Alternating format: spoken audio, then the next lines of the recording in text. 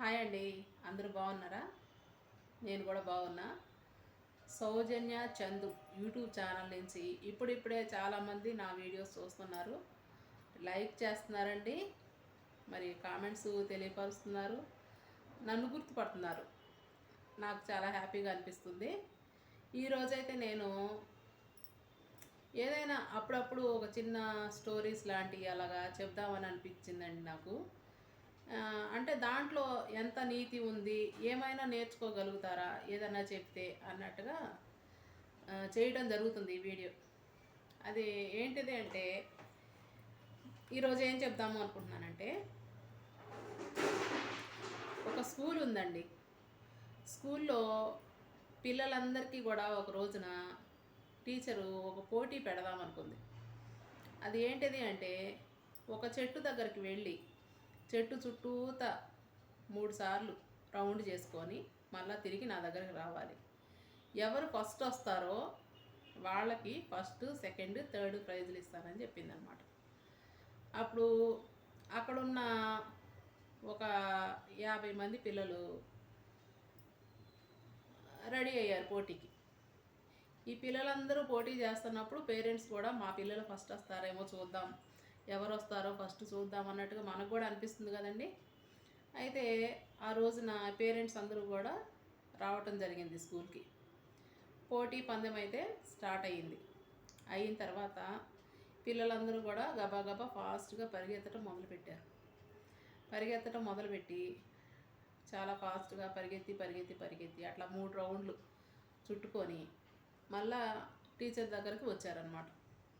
ఆ వచ్చిన వాళ్ళలో ఫస్ట్, సెకండ్, థర్డ్ ప్రైజ్లు అయితే మాత్రం ఆవిడ ఇస్తానంది కదా, ఆ ముగ్గురికి కూడా ప్రెజెంటేషన్స్ ప్రైజ్లు ఇవ్వడం జరిగిందనమాట.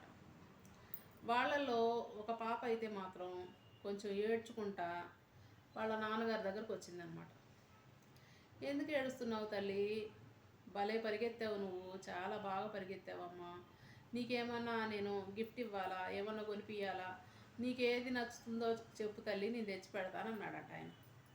అదేంటి డాడీ అలా అంటున్నావు, నేను ఎక్కడ బాగా పరిగెత్తాను, నాకైతే ప్రైజ్ రాలేదు కదా అని చెప్పేసి అమ్మాయి ఫీల్ అవుతుందంట. అప్పుడు వాళ్ళ నాన్నగారు అన్నారంటండి, నువ్వు పరిగెత్తలేదని ఎవరు చెప్పారమ్మా, నువ్వు చాలా బాగా పరిగెత్తావు అన్నట్టు. ఎందుకు అట్లా అంటున్నారా అని చెప్పేసి, నేను పరిగెత్తలేదు, నాకు ప్రైజ్ రాలేదని ఇంకా దిగులు పడుతూనే ఉంది ఆ పాప.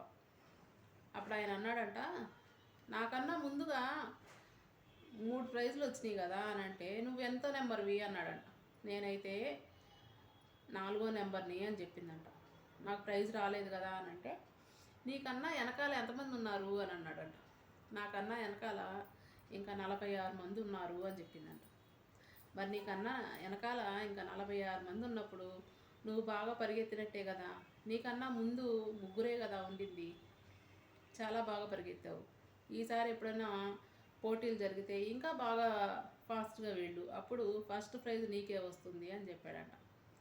అప్పుడు ఆ పాప మనసులో ఉన్న బాధ అంతా కూడా పోయిందంట. నిజమే కదా, నా వెనకాల ఇంకా 46 మంది ఉన్నారు కదా, నేను వాళ్ళల్లో ముందున్నాను కదా అన్నట్టుగా. అలాగే ఎప్పుడైనా సరే ఒకళ్ళతో కంపారిజన్ మాత్రం తీసుకోకూడదు.